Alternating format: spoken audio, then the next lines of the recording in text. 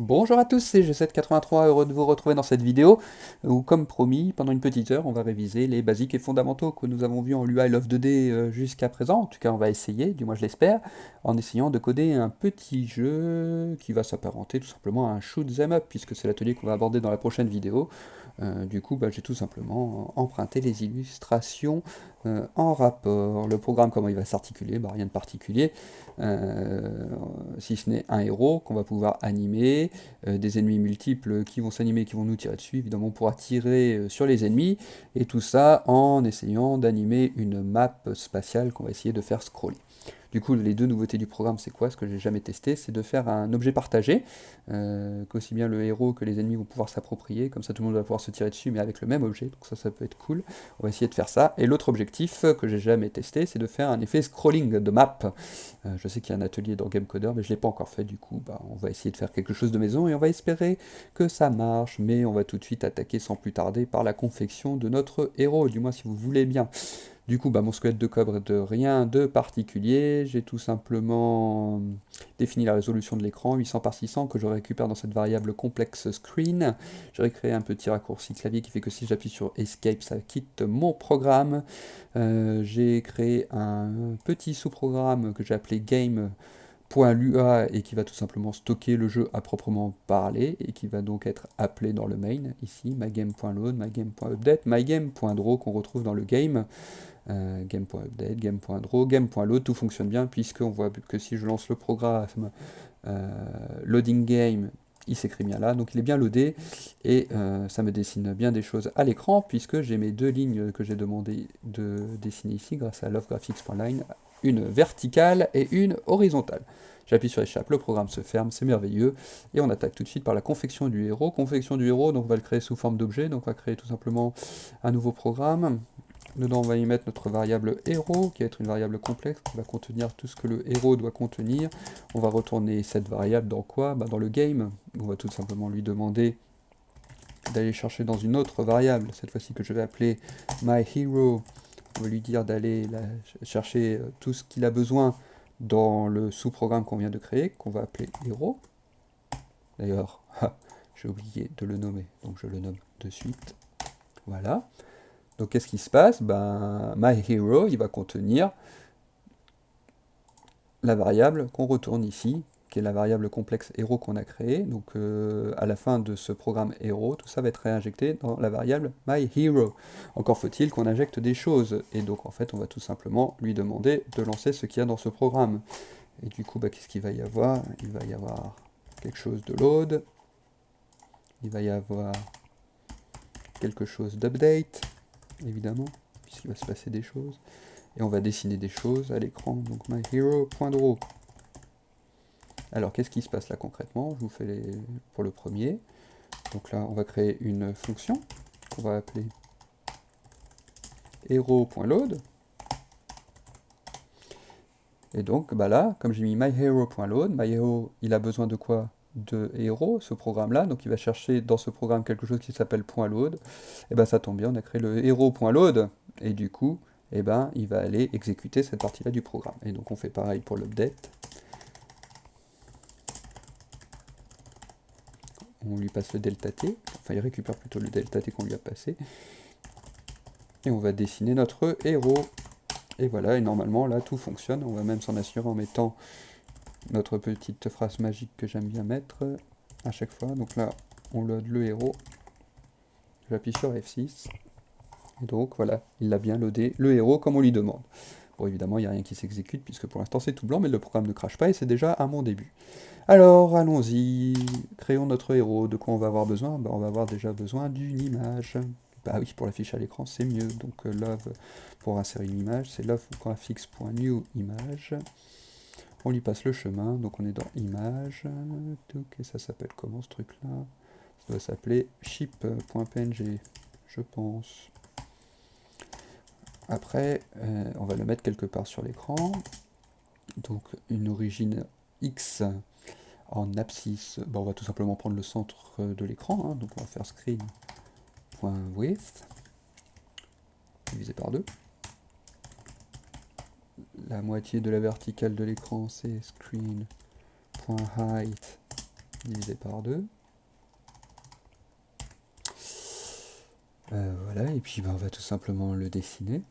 Donc pour dessiner rien de bien compliqué, c'est loves.graphics.draw, puisque c'est une image. On draw quoi?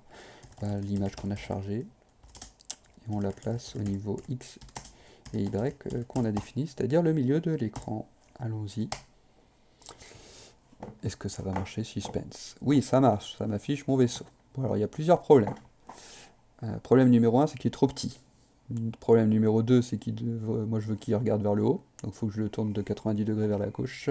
Problème numéro 3, c'est que c'est son point d'origine qui est centré, c'est-à-dire ce point-là, donc là en bas à gauche du vaisseau, une fois que j'aurai retourné, mais c'est pas son centre. Donc on va essayer de résoudre ces trois problèmes. Alors le plus simple pour l'instant à résoudre, c'est de le doubler sa taille, donc on va créer tout simplement une échelle, on va lui dire qu'on veut 2 fois la taille du héros. Alors, qu'est-ce qu'il dit le R? Alors, je vous montre. Je peux pas avec la souris, sinon ça efface. Mais donc drawable, c'est l'image qu'on a passée. L'origine X, l'origine Y. R, c'est la rotation qu'on lui a pas passée. Et SX, c'est l'échelle horizontale. Et SY, c'est l'échelle verticale. Du coup, là, on lui passe l'échelle horizontale et l'échelle verticale. Donc la rotation, pour l'instant, j'y touche pas. Donc je mets 0. Et je lui passe donc l'échelle qu'on a définie. Oula, qu'est-ce que j'ai fait comme hero.scale. Donc 2 fois. Je double son échelle horizontale, je double son échelle verticale, et regardez, donc là on a un vaisseau qui est 2 fois plus gros. Donc maintenant je vais tout simplement le tourner de 90 degrés vers la gauche. Alors le problème c'est qu'on est en radian, un cercle c'est 2 pi radian, un demi-cercle c'est donc pi radian, et donc un quart de cercle c'est la moitié de pi, donc 3.14 divisé par 2 ça fait 1,57 radian. Et donc je veux faire un moins 1,57 pour qu'il tourne d'un quart de tour vers la gauche. Et voilà, encore un autre problème de régler. Et maintenant, on va tout simplement centrer notre vaisseau. Donc pour ce faire, le point d'origine, je vais tout simplement prendre le centre de mon vaisseau. Donc il faut que je le déplace d'un demi-vaisseau horizontal, de la taille d'un demi-vaisseau horizontal, et de la taille d'un demi-vaisseau vertical. Donc je vais tout simplement recréer, moi, ce que j'aime bien faire comme ça, c'est x pour centre x. Donc je récupère la largeur totale de mon image, donc, qui est donc stockée dans la variable hero.img, et donc là je fais hero.img get les 2 points pour appeler une nouvelle fonction, qui est une fonction interne à love, donc voilà, et comme c'est une fonction, je n'oublie pas les parenthèses pour que ça marche, et donc là il me stocke la largeur totale de mon vaisseau dans cette variable, et comme moi je veux le centre, et je le divise par 2, et je fais pareil pour la verticale hero.cy égale donc hero.img. J'appelle la fonction cette fois getHeight pour récupérer sa hauteur totale. Et je vais la diviser par 2. Une fois que j'ai fait ça, j'injecte tout simplement ça. Vous voyez là, après les scales là, x et y, on a ox et oy number. C'est si on veut déplacer l'origine. Donc je déplace de la moitié de l'image en horizontale et la moitié de l'image en verticale. Et donc là, j'ai un vaisseau qui est parfaitement centré sur l'écran, et qui le sera. Et donc voilà, j'ai affiché mon héros. Alors maintenant, on va l'animer, parce que c'est plus sympa d'animer le héros. Et donc j'ai décidé qu'on allait se servir tout simplement des flèches du clavier. Donc on y va pour la première direction, vers le haut par exemple. Donc if alors c'est une fonction love.keyboard. Is down. Littéralement, si j'appuie sur une touche, tant que je laisse appuyer une touche sur mon clavier, et la touche, ça va être la touche up, then, qu'est-ce qui se passe? Il se passe que hero.oy, vu qu'on va vers le haut, si on se déplace sur l'axe vertical, égale hero.oy moins 1. Et donc là, tout simplement, le héros, il se déplace vers le haut. Mais il se déplace lentement. C'est-à-dire à une vitesse de 60 pixels seconde, puisque la fonction est appelée 60 fois par seconde. Du coup, ce qu'on va faire, c'est qu'on va définir une variable locale que je vais appeler vref. Comme vitesse de référence, je vais lui dire que je veux qu'elle soit égale à 200. Et donc en fait, là je mets moins vref fois delta t. Donc l'avantage, c'est que, comme cette fonction, elle est appelée 60 fois par seconde, et que delta t est égal à 1 sur 60, donc 1 sur 60 fois 60, ça fait 1, il ne reste plus que vref, et donc le vaisseau va se déplacer à cette vitesse de référence, qui est donc de 200 pixels seconde à peu près. Donc en effet, ça monte beaucoup plus vite. Alors évidemment ça quitte l'écran, alors il faut y remédier. Pour éviter que ça quitte l'écran, je vais donc lui demander de vérifier que mon point d'origine Y du vaisseau est donc égal, enfin est donc supérieur à hero.cy, donc la moitié de mon vaisseau. Sauf que comme j'ai doublé la taille de mon vaisseau, il faut que je multiplie ça par son échelle, parce que sinon j'ai quand même un quart du vaisseau qui va se barrer. A nil value, yes, of course, puisque c'est hero.scale, c'est normal qu'il n'est pas content. Et donc voilà, là le vaisseau peut pas se barrer, parce que si j'avais pas mis le hero.scale, ce qui se passe, c'est que j'ai un quart de mon vaisseau qui va s'en aller, puisque j'ai doublé l'échelle du vaisseau. Donc il faut bien que le vaisseau est 2 fois plus grand, donc il faut bien que la restriction soit 2 fois plus large pour que ça marche. Bah voilà, sinon on peut faire la même chose si on appuie sur bas. Else if love.keyboard.isDone, bah done cette fois-ci. And, donc cette fois il ne faut pas que mon vaisseau ait dépassé la hauteur totale de l'écran, moins scale fois hero.cy. Bah, c'est pas scale, hein, décidément j'ai du mal. C'est hero.scale. La screen, c'est normal qu'elle soit soulignée puisque c'est une variable globale que j'ai créée ici au début de mon programme pour que tous les sous-programmes puissent la partager, puisqu'il n'y a pas de raison que la résolution de l'écran change en cours de route. Donc voilà. Zen quoi? Zen hero.oy, donc cette fois il faut qu'il avance égale hero.oy plus vrf fois dt. Donc là normalement notre vaisseau il est indépendant. Sur l'axe vertical, il ne peut pas quitter l'écran. C'est parfait, ça marche. On fait la même chose pour gauche et droite, mais je pense que vous aurez compris la logique. Il love.keyboard is left. Donc si on va à gauche et que hero.ox supérieur à hero.scale.cx, then hero.ox égale hero.ox moins vrf, parfait. Et donc maintenant si on va à droite, c'est l'avantage d'avoir une image carrée, il n'y a pas besoin de se prendre la tête, et en plus comme on a défini l'origine au centre du vaisseau, qu'on aille à gauche, à droite, en haut, en bas, de toute façon on enlève toujours la même moitié du vaisseau, en termes de pixels, de longueur de pixels, donc il n'y a pas besoin de se prendre la tête, là il faut juste faire attention, cette fois c'est la largeur de l'écran, donc là on est sur l'axe des X,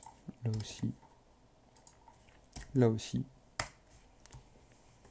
à gauche c'est bon, ça quitte pas l'écran. À droite, ça quitte pas l'écran, on peut se déplacer comme on veut. Bah super. Bon, maintenant, on va juste rajouter le petit réacteur qui fait que quand je me déplace vers le haut, là, je vais avoir un espèce de petit réacteur qui va s'allumer sous mon vaisseau.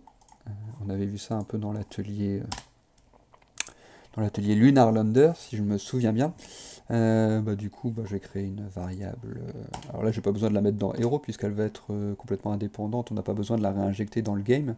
On s'en fout que le réacteur soit allumé ou pas pour la suite logique du jeu. Donc on peut la créer de manière indépendante à ce sous-programme et ne pas la réinjecter dans le game. Contrairement au Hero où je vais avoir besoin de ces coordonnées x, y, ça pourra me servir.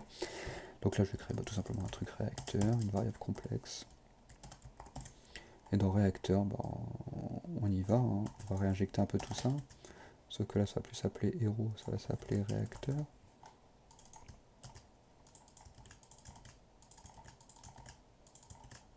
Alors, réacteur.image, c'est image.engine.png.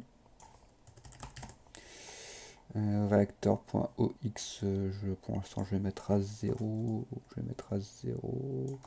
Réacteur.scale, oui, on double son échelle. Pourquoi j'ai plus de...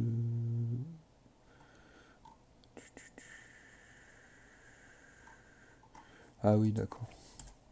En fait, là, je vais tout simplement mettre hero.angle égale moins 1.57. Comme ça, là, je mets hero.angle. Et c'est plus clean, plutôt que d'avoir des variables en dur là-dedans.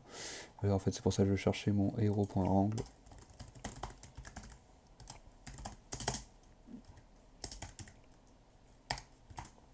Voilà, et donc là on n'est pas dans Hero, on est dans réacteur.img, on récupère la largeur et la hauteur de l'image qu'on divise par 2 pour récupérer le centre du réacteur. Il n'y a plus qu'à afficher notre réacteur, donc on prend cette ligne. Touk touk. Et du coup on met des réacteurs partout, et normalement, l'avantage d'avoir aucune variable en dur, c'est que voilà, il n'y a plus qu'à modifier les petits noms, et normalement tout est bon. Alors là, évidemment, ça va pas être bon puisque je l'ai demandé d'être à 0,0, donc il est là, il n'est pas stricto sensu sous mon vaisseau. Mais en fait, il suffit tout simplement de récupérer les coordonnées dans l'update. Donc en fait, bah, si j'appuie sur O, je veux que mon réacteur, l'origine X de mon réacteur, c'est la même que celui de mon vaisseau. Donc hero.ox, pareil pour le coordonnée Y.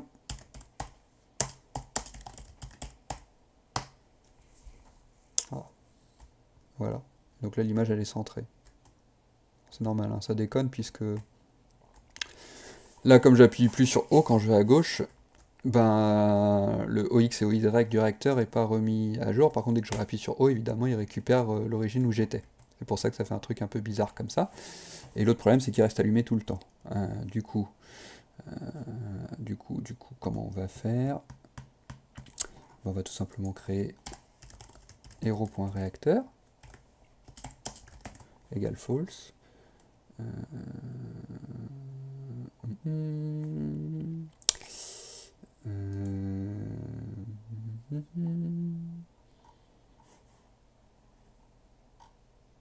Et puis, donc là, je vais mettre que si hero.reacteur, tiens, je vais faire comme ça, je pense que ça va marcher, est vrai, alors on affiche notre réacteur.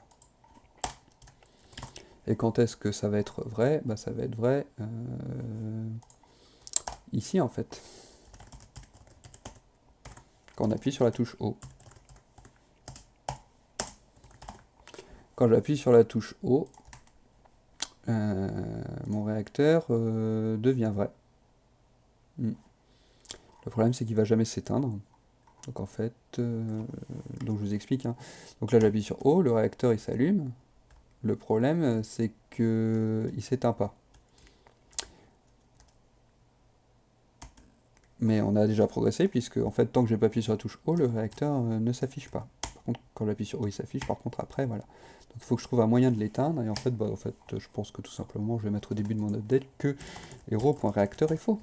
Voilà, tout simplement on va pas se prendre la tête, hein. Comme ça au début de l'update, il n'y a pas de réacteur, il est éteint. Si jamais j'appuie sur la touche O, il s'allume, et puis au prochain update, il redevient faux. Donc si je continue d'appuyer sur la touche O, bah, il va se rallumer puisque ça redevient vrai. Par contre, si j'appuie pas, il reste faux, et donc il n'y a pas de souci. J'appuie, il s'éteint, j'appuie, il s'éteint. Bon bah voilà, on a un beau réacteur qui s'allume quand on veut. On peut déplacer le vaisseau, et puis on a un héros qui est indépendant. Alors la dernière chose qu'on va faire, parce que ça pourra nous servir quand même pour jouer, c'est de donner quelques points de vie à notre héros. On va lui en donner 100, et puis on va tout simplement afficher ses points de vie. Alors pour afficher ses points de vie, on fait love graphics. Alors c'est pas draw, c'est print, puisque cette fois-ci on affiche des caractères. On affiche quoi? Et ces points de vie, on les affiche où?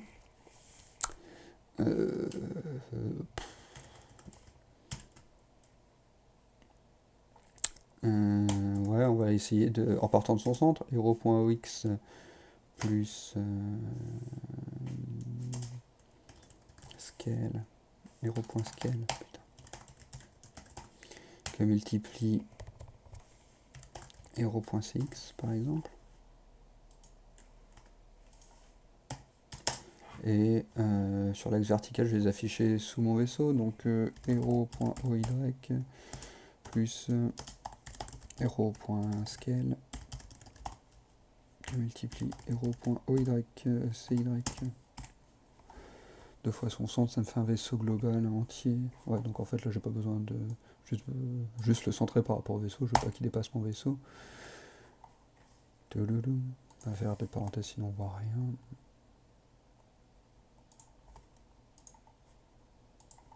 Touk. Et touk.